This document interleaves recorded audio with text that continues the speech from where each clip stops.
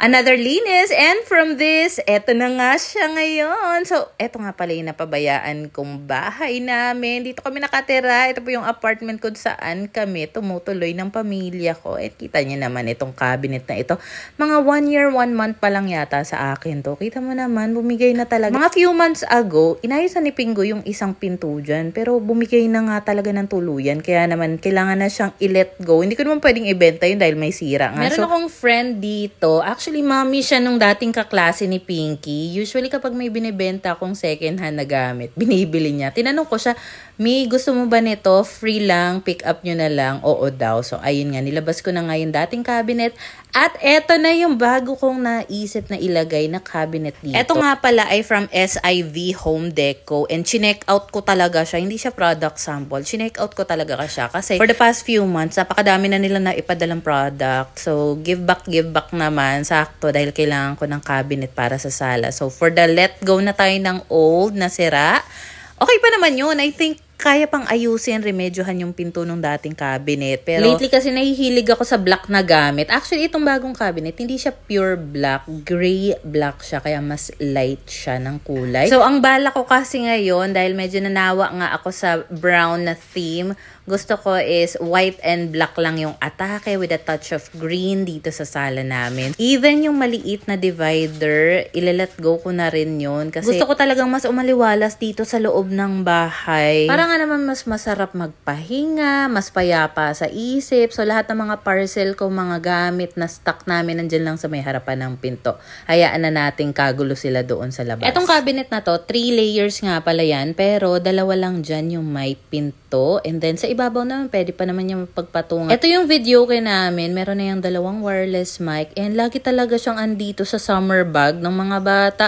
Kasi para hindi maalikabukan. So finally, meron na siyang maayos na lagayan. Alam mo, nung pagkakalagay ko nga dyan, tuwang-tuwa talaga ako. Kasi ang ganda ng lagayan niya. Hindi na siya maalikabukan. Hindi ko na siya kailangang ilagay pa sa bag. Siguro unless kung dadalhin namin siya somewhere, aalis kami. At least meron ng bag na naka-ready na lagayan niya. So, mas maaliwalas na talaga dyan. And then, before, ang daming vacuum sa likod ng pinto. Bali 3. Isa para sa bahay. Yung isa binigay ko na kay Papa. And then, yung pangatlo naman, nilinis ko na kasi kailangan ko yung i-send dahil yun yung isa sa mga prize ng ating giveaway nung nag 100k nga tayo sa Blue App. So ayun na nga, at nagpalit lang din ako ng pleated blinds dito sa may salamin. Hindi yan bintana, salamin lang yan. Ayaw ko lang dito sa sala, itong pader sa tabi ng sofa kasi nga tutuklap-tuklap talaga siya. Ang pangit. Ang ginagawa ko noon, tinatakpan ko yan ng wallpaper na puti. Kaso after ilang buwan lang, natutuklap naman. So naubusan na nga ako ng wallpaper. Ewan ko kung ano pang ipantatakip ko dyan. Kaya ngayon, hayaan ko na muna yan. Kaya pagpasensyahan nyo na. And then, nakalimutan ko, hindi ko pala napunasan yung salamin. So, ayun, inisprayan ko nga pala siya. Ang gamit kong cleaning spray ay X-Clean Multi-Purpose Cleaning Spray. And then, itong mop, yung cloth niyan, nilinis ko na muna, nilabhan ko na muna kasi ang ginagawa ko ay inuuna ko doon sa kisame, sa pader, and then ang pinakahuli, yung sahig na. So, sa mismong mop naman, naglagay ako dyan ng tubig at saka floor cleaner na Seaways. And then, ginamit ko na rin pala yung dust mite vacuum para malinisan naman yung mismong sofa bago ako nagpalit ng cover. So, before color brown yung cover, and this time color black naman yung atake natin. And din talagang kagandahan sa mga cover ng sofa, kurtina, kasi naiiba-iba mo siya, nalalaban mo siya, naiiba yung ambience sa sala, depende sa theme, depende sa vibes na gusto mong ma-achieve. So, meron nga pala ako ditong painting. Hindi ko pa rin mapagdesisyonan kung alin ang ilalagay ko. Etong Grateful for Everything, talaga namang bet ko siya. Bagay siya dito sa sala namin, dito sa pader, sa may tabi ng sofa. Bagay siya dahil sa kulay niya, minimalist lang, at saka yung message itself na grateful for everything. Bet ko yon. So, meron akong bago natanggap dito. Ito naman, may pagka-soft girl yung atake niya. So, si Papa, kailangan niya daw pa ng painting. So, iniisip ko naman kung yung pink ang ibibigay ko sa kanya, parang hindi bagay dahil medyo lalaki nga yung atake ng interior sa bahay. Interior talaga.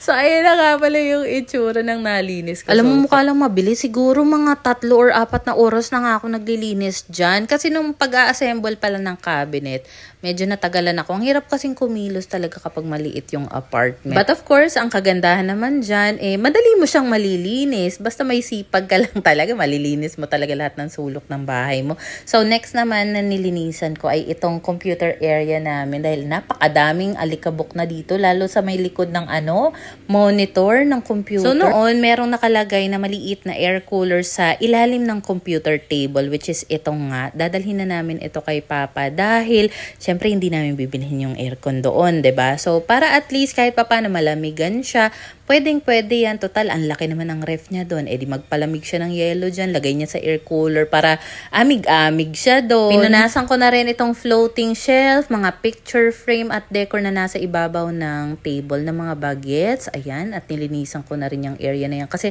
madalas talaga, punong-puno yan ng mga kung ano-anong gamit ng mga anak ko. So, next ay dito naman tayo sa may kusina. Pero alam mo ba, medyo humina na talaga yung energy ko dyan. Kasi napapagod na rin ako. At saka inaantok na rin ako dahil hindi na nga rin ako sanay magpuyat lately. Ito, mga anong oras na to? Alas 2, alas 3 yata, madaling araw. Talagang meron lang akong tinapos na trabaho kaya nagpuyat talaga ako ngayon. And pagpasensyahan nyo na may mga boxes pa dyan, yan yung natitira ko pang trabaho na kailangan ko matapos, hopefully by today. Once na magawan ko na ng content, itong mga nasa box na yan, ilalabas ko na rin naman ang mga Pagoda yan. Na naman ang momshi, pero sobrang happy ko nga dahil nalinisan ko nga itong sala. Ayun lang.